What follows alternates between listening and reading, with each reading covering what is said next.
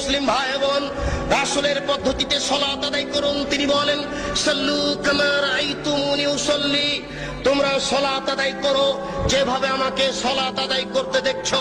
আল্লাহু আকবার বলে সালাত শুরু করবেন।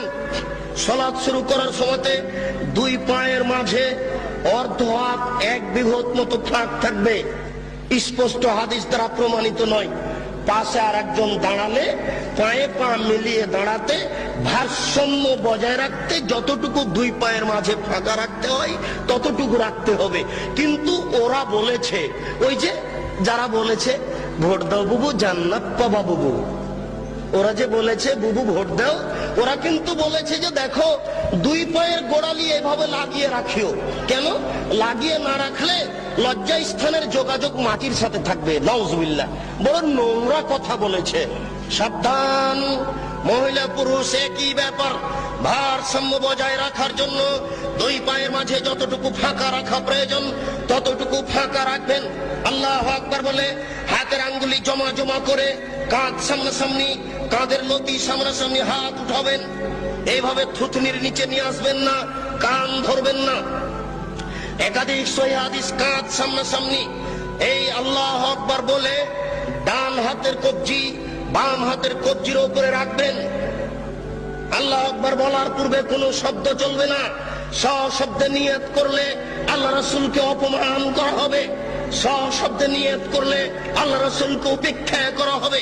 আল্লাহ রাসূলকে উপেক্ষা করে কেউ আল্লাহকে সন্তুষ্ট করতে পারবে না, এটা ভুল পদ্ধতি। অতএব আল্লাহু আকবার বলার পূর্বে কোনো শব্দ মুখ দিয়ে উচ্চারণ হবে না। জায়নামাজে দাঁড়িয়ে আল্লাহু আকবার বলার পূর্বে কোনো শব্দ মুখ দিয়ে উচ্চারণ হবে না।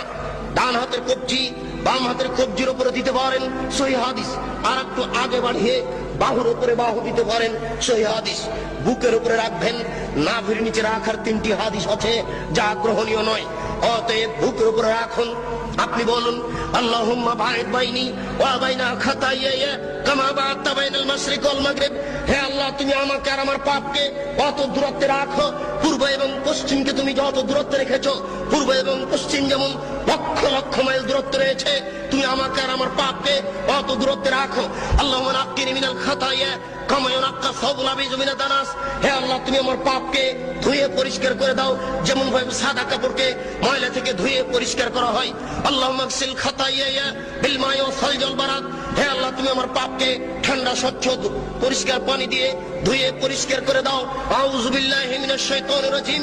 মারদুদ বিতাড়িত শয়তান থেকে পরিত্রাণ চাচ্ছি। বিসমিল্লাহির রহমানির রহিম। পরম দাতা দয়ালুর নামে আরম্ভ করছি। আলহামদুলিল্লাহি রাব্বিল আলামিন। বিশ্বজগতের প্রতিপালকের প্রশংসা। আর রহমানির রহিম, তিনি হচ্ছেন পরম দাতা দয়ালু। মালিক ইয়াউমিদ্দিন, তিনি হচ্ছেন বিচার দিনের মালিক। ইয়াকা না'বুদু, একমাত্র তোমার ইবাদত করছি। ওয়া ইয়াকা নাস্তাইন, একমাত্র তোমার নিকটে সাহায্য চাই। ইহদিনাস সিরাতাল মুস্তাকিম, তুমি আমাকে সোজা সঠিক পথ দেখাও। সিরাতাল লাযিনা আন'আমতা আলাইহিম, ওই পথ তুমি দেখাও যে পথ সহজ সরল সঠিক। যাদের প্রতি তুমি দয়া করেছো, অনুগ্রহ করেছো, তাদের পথ তুমি দেখাও। গায়রিল মাগযুবি আলাইহিম ওয়ালাজ যালিন, যারা ভ্রান্ত, যাদের উপরে তুমি অসন্তুষ্ট হয়েছো, তাদের পথ তুমি দেখাও না। এরপরে বিসমিল্লাহির রহমানির রহিম, পরম দাতা দয়ালুর নামে আরম্ভ করছি। যে কোনো একটি সূরা। আল কারিয়া, মহা দুর্ঘটনা। মাল কারিয়া, মহা দুর্ঘটনা কি? ওমা আদরাকা মাল কারিয়া। হে নবী, আপনি কি বলতে পারেন মহা দুর্ঘটনা কি? ইয়াউমা ইয়াকুনুন নাসু কাল ফরাশিল মাবসুস, যেদিন মানুষেরা কীট পতঙ্গের নয় বিক্ষিপ্ত হয়ে পড়বে। ওটা কোন জীবালো কালাইহিল মানফুস, যেদিন পাহাড়গুলি